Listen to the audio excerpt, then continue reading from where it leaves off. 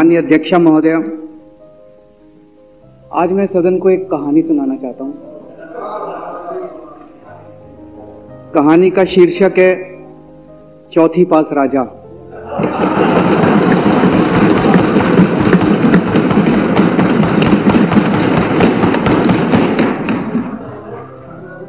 आपने बचपन में राजा रानी की बहुत कहानियां सुनी होंगी।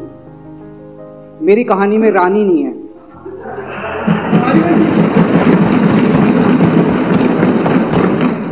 बस राजा है। ये एक ऐसे राजा की कहानी है अध्यक्ष महोदय, जो अनपढ़ था, चौथी पास था, बेहद अहंकारी था, बहुत अहंकार था, बहुत ज्यादा, और पैसे की इतनी हवस थी, इतना भ्रष्टाचारी था, इतना भ्रष्टाचारी राजा था। ये एक महान देश की कहानी है। एक बहुत महान देश था, कई हजार साल पुराना देश। उस देश में एक गांव में एक बहुत गरीब परिवार में एक बच्चे का जन्म हुआ। जब बच्चे का जन्म हुआ तो ज्योतिषी ने कहा, गांव में ज्योतिषी होते हैं, आते हैं, वो पतरी बनाते हैं। ज्योतिषी ने कहा, माई तेरा लड़का बड़ा होके बहुत बड़ा सम्राट बनेगा। माई को यकीन नहीं हुआ, मेरा इतने गरीब हूं मैं, कहां से मेरा बेटा सम्राट बनेगा। उसने कहा, नहीं, तेरे बेटे के ग्रह बताते हैं तेरा बेटा बहुत बड़ा सम्राट बनेगा। बेटा धीरे धीरे बड़ा होने लगा। स्कूल, गांव का स्कूल था, स्कूल जाता था, उसका पढ़ने वढ़ने में मन नहीं लगता था। तो चौथी के बाद उसने किसी तरह से चौथी करी, चौथी के बाद उसने स्कूल छोड़ दिया। गांव के पास एक रेलवे स्टेशन था।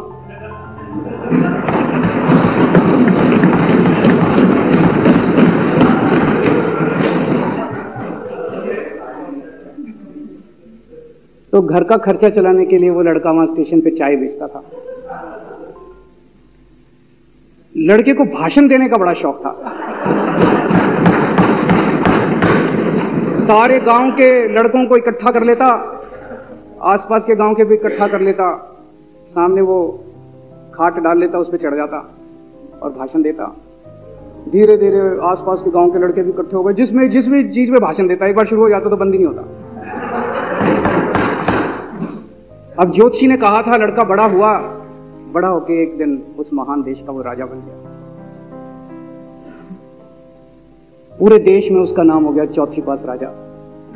लोग उसको चौथी पास राजा कहते थे। अब उसे आता जाता कुछ था नहीं, पढ़ा लिखा था नहीं। अफसर आते, कुछ कुछ अंग्रेजी में चपर चपर करते, उसको समझ नहीं आता। अफसर जो मर्जी उससे साइन करा के ले जाते, जो मर्जी उससे साइन करा के ले जाते। अब वो कुछ पूछे अफसरों से तो उसे भी शर्म आती थी कि मैं पूछूंगा तो उनको लगेगा अनपढ़ आदमी है, पता चल जाएगा। तो उसके भी दिल में ये रहता था, यार मैं पूछूं ना पूछूं। पता नहीं किस किस चीज पे उसने चौथी पास राजा ने साइन कर दिए। फिर धीरे धीरे राजा को ये बुरा लगने लगा, यार ये मेरे को चौथी पास कहते हैं। तो उसने एक फर्जी डिग्री बनवा ली, कहीं से फर्जी डिग्री बना के ले आया एमए की। बोला मैं एमए हूं। तो लोगों को लगा, यार ये तो ठीक नहीं है, ये तो फर्जी डिग्री हम बना के ले आया हमारा राजा। तो लोगों ने आरटीआई डाली। जो आरटीआई डालता उस पर 25,000 रुपये जुर्माना।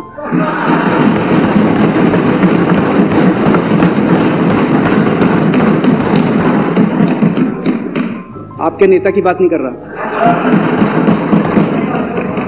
आप लोग भी हंस सकते हो।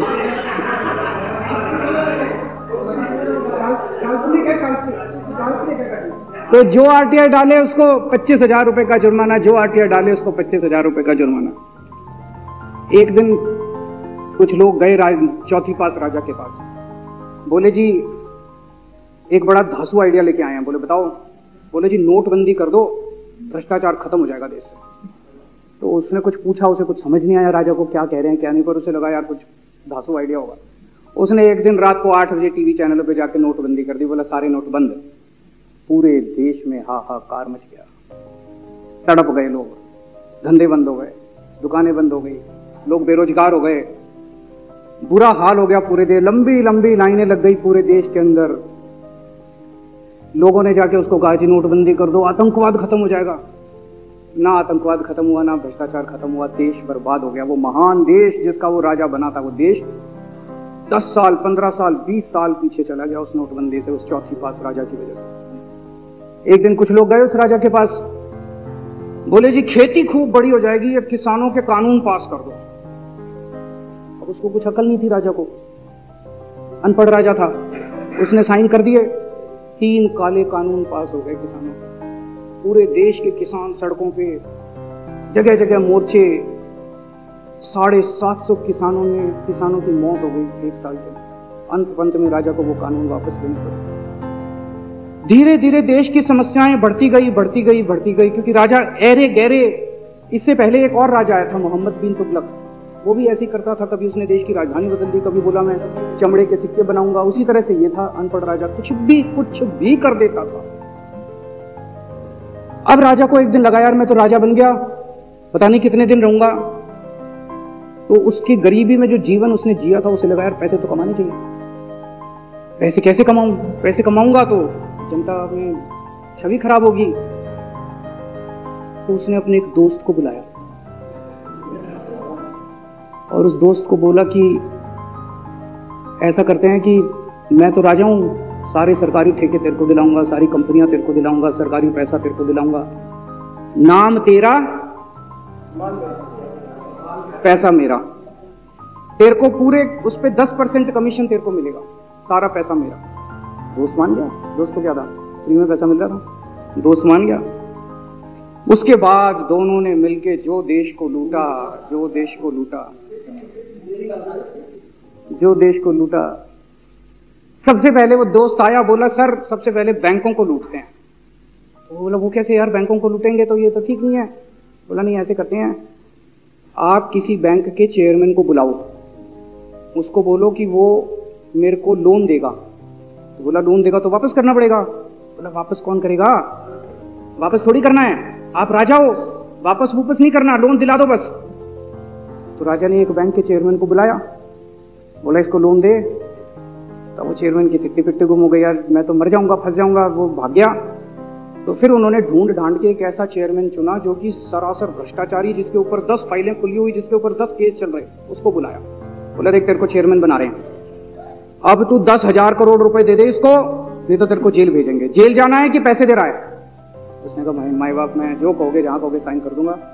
उसने 10,000 करोड़ रुपए का लोन उसके दोस्त को दे दिया। ऐसे करते करते 1,00,000 2,00,000 करोड़ रुपए इन्होंने बैंकों से लूट लिए। राजा ने, चौथी पास राजा ने और उसके दोस्त ने मिलकर 2-2.5 लाख करोड़ रुपए बैंकों से लूट लिए। अब बैंकों से पैसा लूटने के बाद उन्होंने देश को खरीदना चालू किया। सबसे पहले उन्होंने देश के एयरपोर्ट खरीदे, पहले 6 एयरपोर्ट खरीदे, फिर उन्होंने बिजली कंपनियां खरीदी, फिर उन्होंने बिजली के दाम बढ़ा दिए पूरे देश के अंदर, फिर उन्होंने सी पोर्ट खरीदने चालू कर दिए, फिर उन्होंने कोयले खदानें ले ली, फिर इन्होंने पुलिस को भेज के जो लोगों की कंपनियां थी, प्राइवेट लोगों की कंपनियां, या बंदूक रख के उनकी कंपनियां छीन ली राजा ने और उसके दोस्त ने। हाहाकार मच गया पूरे देश के अंदर। इतनी महंगाई हो गई पूरे देश में। पहले गैस 400 रुपए सिलेंडर होती थी, चौथी पास राजा के आने के बाद 1100 रुपए सिलेंडर हो गई। पहले पेट्रोल 71 रुपए होता था, 97 रुपए हो गया। पहले डीजल 57 रुपए होता था, 90 रुपए लीटर हो गया। जब पेट्रोल के दाम बढ़ गए, डीजल के दाम बढ़ गए, तो सारी चीजों के दाम बढ़ गए देश के अंदर। हाहाकार मच गया, सब चीजों पे इसने और इसके दोस्त ने कब्जा। दूध पहले 46 रुपए होता था, 66 रुपए लीटर हो गया। बच्चों को माएं दूध पिलाने लायक नहीं बची, घरों के अंदर छोटे छोटे बच्चों के दूध छीन लिए इसने राजा ने। सरसों का तेल 90 रुपए लीटर होता था, 214 रुपए हो। बताओ, धीरे धीरे पूरे देश में हाहाकार मच गया। लोग अब राजा के खिलाफ आवाज उठाने लगे, लोग उसके खिलाफ बोलने लगे। तो राजा ने कह दिया जो मेरे खिलाफ बोलेगा पकड़ के जेल में डाल दो। एक के बाद एक राजा ने लोगों को पकड़ के जेल में डालना शुरू कर दिया। किसी ने राजा का कार्टून बना लिया, उसको भी जेल में डाल दिया। किसी ने राजा का नाम गलत ले दिया, उसको भी जेल में डाल दिया। किसी टीवी चैनल वाले ने राजा के खिलाफ लिख दिया, उसको भी पकड़ के जेल में डाल दिया। किसी जज ने राजा के खिलाफ कोई ऑर्डर कर दिया, उसको भी पकड़ के जेल में डाल दिया। ना जजों को छोड़ा, ना पत्रकारों को छोड़ा, ना मीडिया को छोड़ा, ना व्यापारियों को छोड़ा, ना उद्योगपतियों को, किसी को नहीं छोड़ा। राजा ने पकड़ के उसने, चौथी पास राजा ने सबको जेल में डालना चालू कर दिया। एक महान देश कहां से कहां पहुंच गया।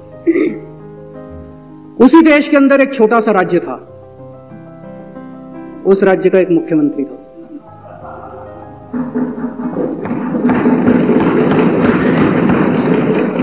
उनके चेहरे पे भी स्माइल आ गई, उनके चेहरे पे भी उम्मीद की किरण छा गई। वो मुख्यमंत्री अपने लोगों का खूब ख्याल रखता था। वो मुख्यमंत्री कट्टर ईमानदार था, वो मुख्यमंत्री कट्टर देशभक्त था, वो मुख्यमंत्री पढ़ा लिखा था।